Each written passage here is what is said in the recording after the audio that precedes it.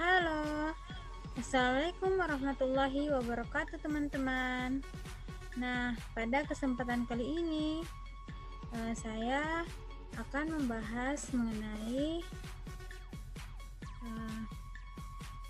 asesmen dalam BK. Siap? Nah, baiklah teman-teman. Perkenalkan, nama kakak Syarifah Anissa Tunamira, NIM 1844042046 dari kelas DKC 2018. Nah, sedangkan dosen pengampu yaitu Bapak Ahmad Harum SPD MPD. Nah, jurusan kakak Psikologi Pendidikan dan Bimbingan Universitas Negeri Makassar.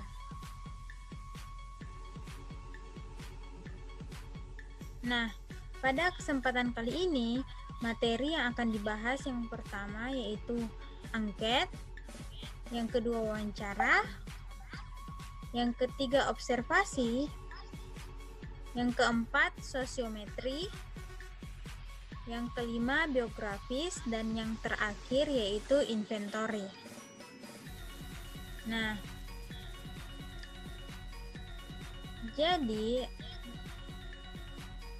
apa sih angket itu? Jadi teman-teman, angket atau kuesioner adalah cara pengumpulan data dengan mengajukan pertanyaan tertulis kepada responden. Kuesioner adalah daftar yang berisi pertanyaan yang disusun berdasarkan tujuan penelitian atau konstruk variabel tertentu yang dikaji oleh peneliti. Nah, tujuan angket ialah memperoleh informasi yang relevan mengenai tujuan penelitian, serta informasi mengenai suatu masalah secara serentak. Adapun manfaatnya yakni untuk menjamin validitas informasi yang diperoleh dengan teknik lain sebagai bahan pembuatan evaluasi program dan untuk mengambil sampling sikap dan pendapat dari responden.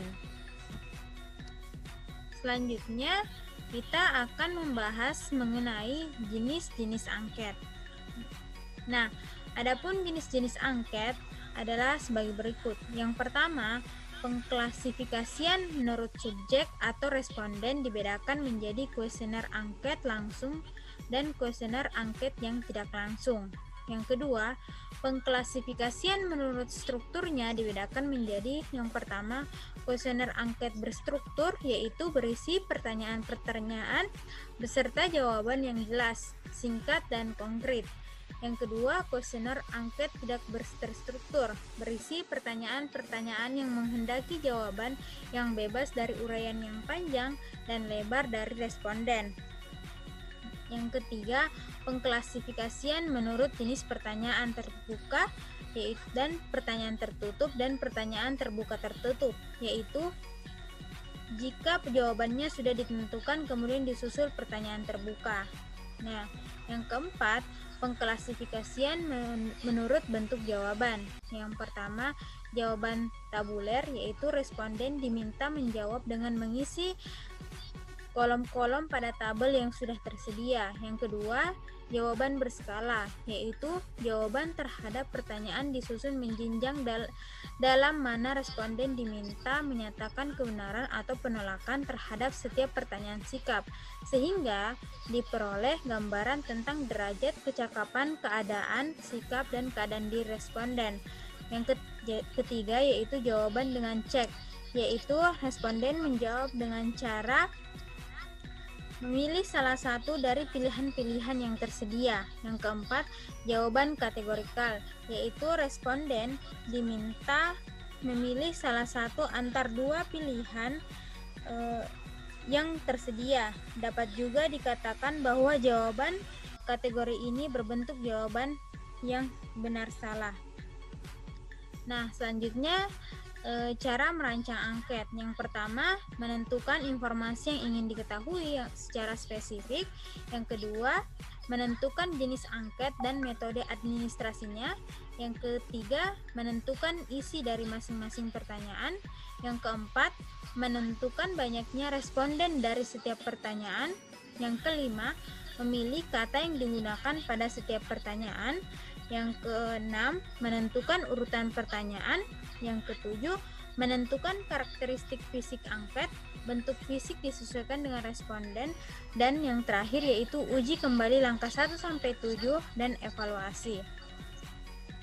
Selanjutnya kita akan membahas mengenai skala pengukuran angket. Nah, jadi skala pengukuran angket yang pertama, skala Likert, yaitu skala yang dapat dipergunakan untuk mengukur sikap, pendapat, dan persepsi seseorang atau sekelompok orang. Yang kedua, skala Goodman, yaitu tipe skala pengukuran. Ini adalah jawaban yang tegas, yaitu ya, tidak, benar, salah, pernah atau tidak pernah, positif atau negatif, dan lain sebagainya.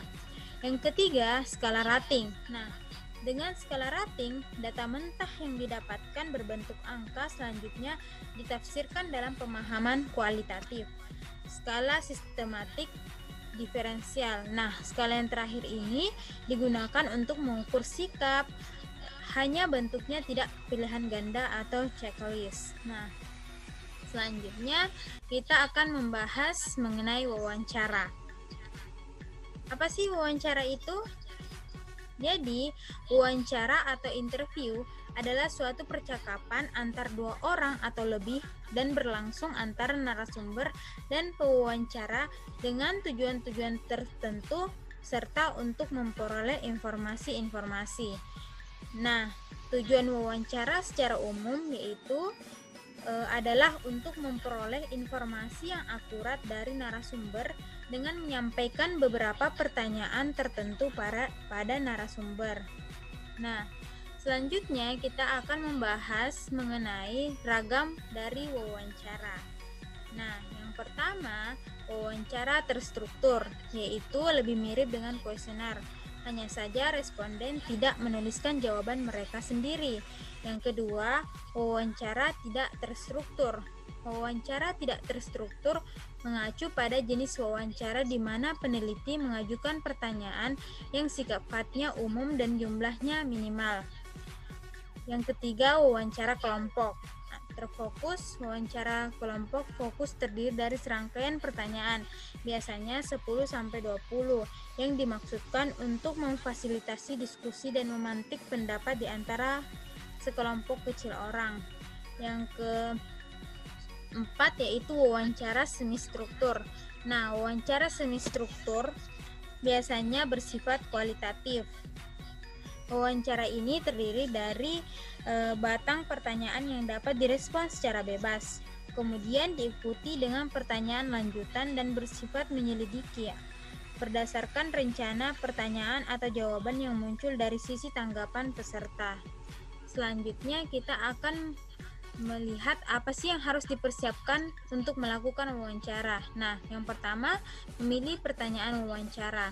Pertanyaan harus sederhana dan jangan mengajukan lebih dari satu pertanyaan sekaligus. Yang kedua, pertanyaan terbaik adalah pertanyaan yang mendapatkan jawaban terpanjang dari responden. Nah, jangan ajukan pertanyaan yang mengharuskan responden Anda melakukan analisis untuk Anda. Dan yang terakhir, jangan meminta bagaimana pendapat orang lain atau kelompok lain di lingkungan responden. Nah, yang kedua, lama wawancara dan jumlah responden. Durasi dan jumlah responden juga tergantung pada ketersediaan waktu dan jumlah responden yang bersedia untuk diwawancarai. Dan yang terakhir yaitu memilih responden. Nah, responden dapat dipilih berdasarkan kriteria yang telah ditentukan oleh peneliti. Selanjutnya, kita akan melihat langkah pengadministrasian pedoman wawancara. Nah, selama mengadministrasikan pedoman wawancara, maka ada 3 tahap yang lazim ditempuh mencakup langkah-langkah, seperti tahap persiapan, tahap pelaksanaan, dan tahap hasil analisis. Nah, selanjutnya kita lihat apa sih observasi. Nah, jadi observasi adalah proses sistematis dalam merekam pola perilaku manusia, objek, dan kejadian kejadian tanpa menggunakan pertanyaan atau berkomunikasi dengan subjek. Proses tersebut mengubah fakta menjadi data. Istilah observasi diarahkan pada kegiatan memperhatikan secara akurat, mencatat fenomena yang muncul, dan mempertimbangkan hubungan antar aspek dalam fenomena tersebut. Sedangkan tujuan observasi yaitu untuk mendeskripsikan setting yang dipelajari, aktivitas-aktivitas yang berlangsung, orang-orang yang terlibat dalam aktivitas tersebut, dan makna kejadian yang dapat dilihat dari perspektif mereka yang terlibat dalam kejadian yang diamati. Selanjutnya, kita akan membahas mengenai fungsi dari observasi. Nah, yang pertama, menggambarkan perilaku manusia. Yang kedua, verifikasi tentang perilaku yang dilaporkan. Yang ketiga, menggambarkan perbedaan atau kesenjangan antara perilaku dalam situasi testing atau situasi lain, konsistensi dan inkonsistensi perilaku. Yang keempat, memberikan gambaran tentang perilaku yang tidak dapat diungkap oleh alat lain. Dan yang terakhir, laporan sistematis. Nah, manfaat observasi sendiri yaitu mendapatkan pemahaman lebih baik tentang konteks yang diteliti atau yang terjadi. Peneliti dapat melihat hal-hal oleh partisipan kurang disadari atau partisipan kurang mampu merefleksikan pemikiran tentang pengalaman itu. Ketiga, yaitu memperoleh data tentang hal-hal yang tidak diungkapkan secara terbuka dengan wawancara. Yang keempat, mengatasi persepsi selektif yang biasanya dimunculkan individu pada saat wawancara. Dan yang kelima, memungkinkan peneliti merefleksi dan bersikap introspektif terhadap penelitian yang dilakukan. Impresi dan perasaan pengamat menjadi bagian untuk memahami fenomena. Nah, selanjutnya kita akan melihat jenis-jenis dari observasi itu sendiri. Yang pertama, observasi eksperimental. Yang kedua, observasi natural. Yang ketiga, observasi partisipan. Yang keempat, observasi anobtrusif. Yang kelima, observasi formal. Dan yang terakhir yaitu observasi sistematis.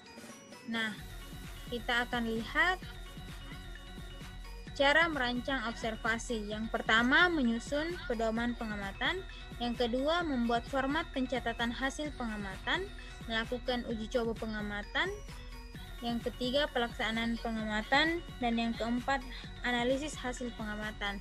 Nah, alat perancang observasi yaitu pertama, catatan anekdot, dan yang kedua, skala penilaian. Nah, selanjutnya kita akan melihat apa sih kelebihan dan kekurangan instrumen observasi. Nah, kelebihan teknik observasi terletak pada kemudahan mengakses setting.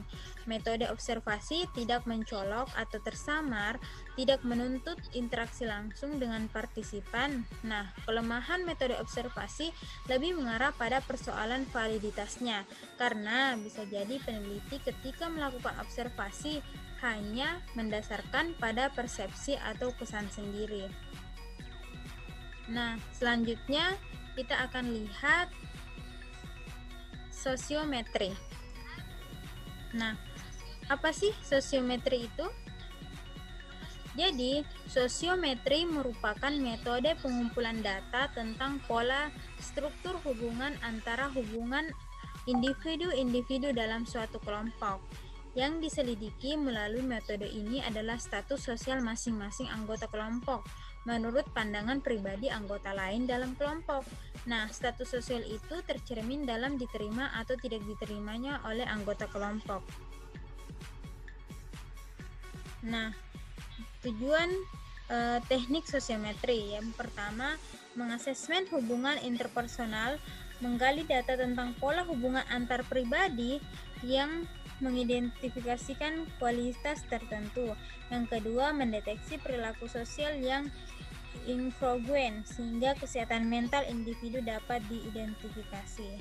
Nah, selanjutnya kita akan melihat jenis-jenis pengukuran sosiometri. Yang pertama, kriteria khusus, yaitu mengukur sikap dan perasaan terhadap anggota lain dalam kelompok dalam situasi tertentu. Misalnya, teman yang diinginkan sebagai partner diskusi dan teman yang diinginkan saat berinteraksi. Yang kedua, kuesioner, yaitu mengukur sikap dan perasaan terhadap anggota lain tetapi bukan dalam situasi khusus. Nah, selanjutnya kita akan melihat syarat pengoperasian sosiometri. Yang pertama, setiap anggota kelompok harus memahami situasi, kriterium atau aktivitas khusus yang dijadikan tema pengukuran sosiometri. Yang kedua, anggota kelompok harus sudah saling mengenal sehingga dapat merefleksikan sikap dan perasaan tertentu yang selama ini cenderung dialami terhadap anggota kelompok. Yang ketiga, semakin dewasa usia individu yang diukur dengan sosiometri, hasilnya akan cenderung semakin reliable, konsisten, dan valid sesuai kriteria, sebab semakin dewasa kecenderungan preferensi individu terhadap sesuatu semakin menetap. Dan yang terakhir, anonim, yaitu hasil pilihan setiap orang tidak boleh diketahui oleh anggota kelompok yang lain untuk menjaga kondisi psikologis anggota kelompok. Nah, selanjutnya kita akan melihat mengenai macam jenis angket sosiometri. Yang pertama, nominatif. Pada tipe ini, kepada setiap individu dalam kelompok ditanyakan siapa-siapa kawan yang disenangi atau tidak disenangi untuk diajak melakukan suatu aktivitas tertentu. Yang kedua, skala bertingkat. Nah, pada tipe skala bertingkat disediakan jumlah pertanyaan yang disusun bertingkat dari pertanyaan yang menyatakan hubungan paling dekat sampai hubungan paling jauh. Dan yang ketiga, siapa dia. Nah, tipe sosiometri siapa dia disediakan pertanyaan tentang sifat-sifat individu. Nah, selanjutnya yaitu langkah penyusunan angket sosiometri. Yang pertama, menetapkan tujuan penggunaan angket sosiometri, dan yang kedua, menyusun angket sosiometri sesuai dengan pilihan tipe yang ditetapkan sesuai dengan pelaksanaan asesmen.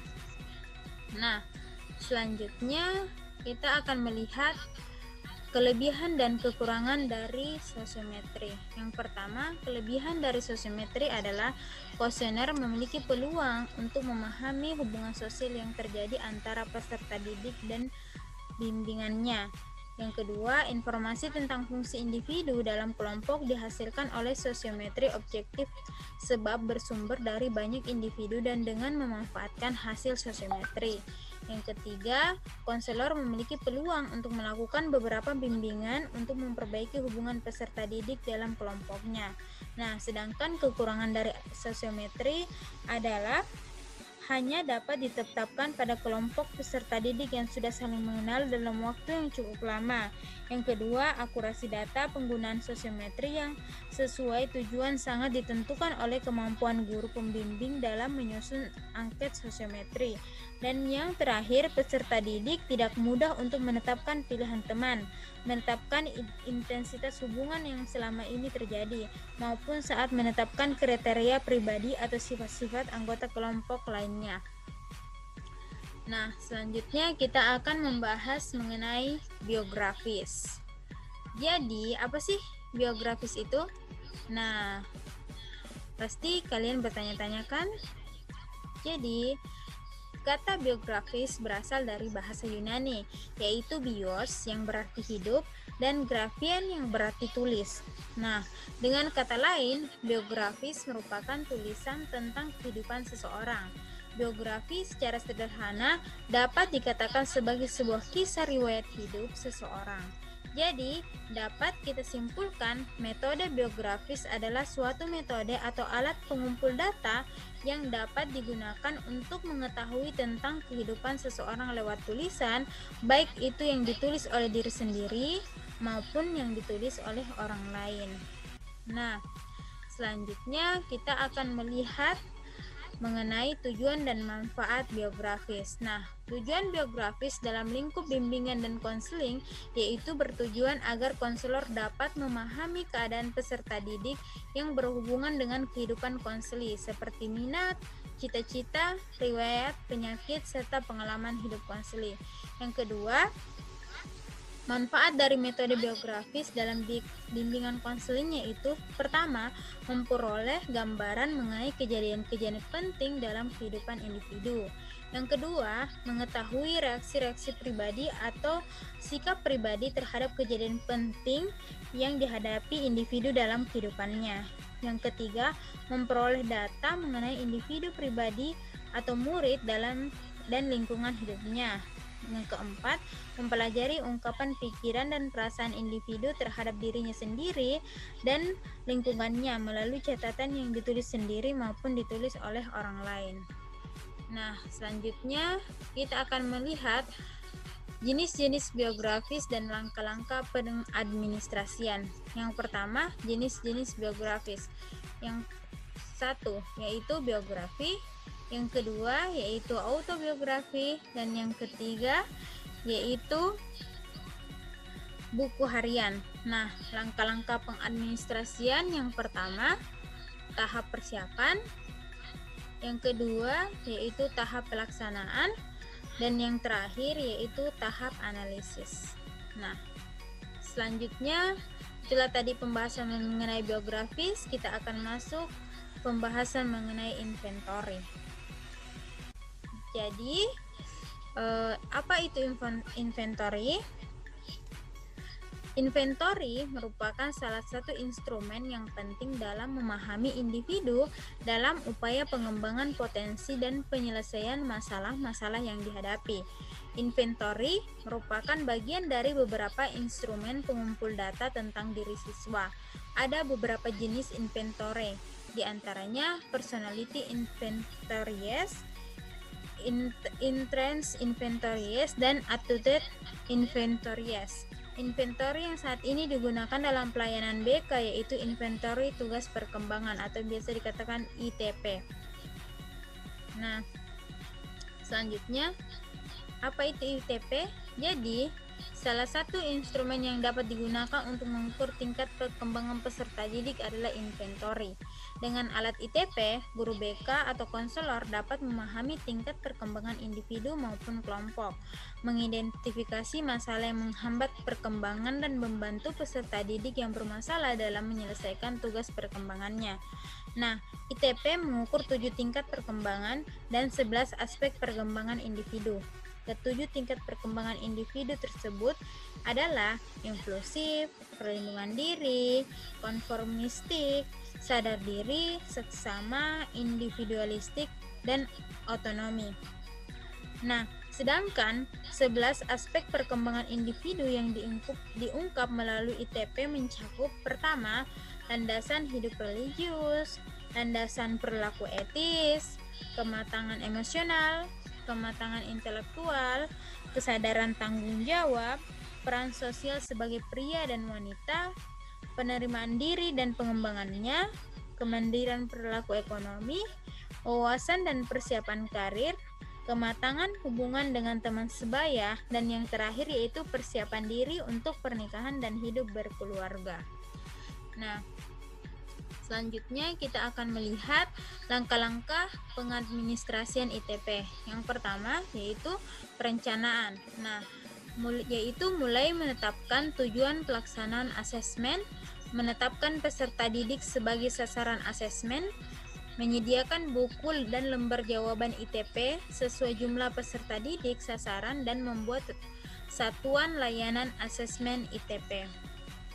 Yang kedua, pelaksanaan, yaitu memberikan verbal setting atau menjelaskan tujuan, manfaat, dan kerahasiaan data, memandu peserta didik dalam cara mengerjakan sehingga dapat dipastikan seluruh peserta didik mengatasinya dengan benar. Yang ketiga, yaitu melakukan pengelolaan data kualitatif, mulai dari menghitung hasil dengan menggunakan format yang spesifik berdasarkan skor yang diperoleh, menetapkan tingkat pencapaian tugas perkembangan, membuat grafik 11 aspek perkembangan, serta deskripsi 11 analisis kualitatif pencapaian tahap perkembangan dan aspek perkembangan dengan merujuk pada pedoman yang ada. Yang keempat, yaitu tindak lanjut, yaitu melakukan tindak lanjut dari hasil asesmen dengan membuat program layanan bimbingan dan konseling yang sesuai dengan kebutuhan dan kondisi peserta didik. Nah, Selanjutnya kita akan berpisah. Terima kasih telah menyimak video dari kakak. Apabila ada salah kata mohon dimaafkan. Akhir kata, tetap semangat, tetap jaga diri, tetap menjaga kelingkungan keluarga. Wabillahi taufiq wal hidayah. Assalamualaikum warahmatullahi wabarakatuh. Dah.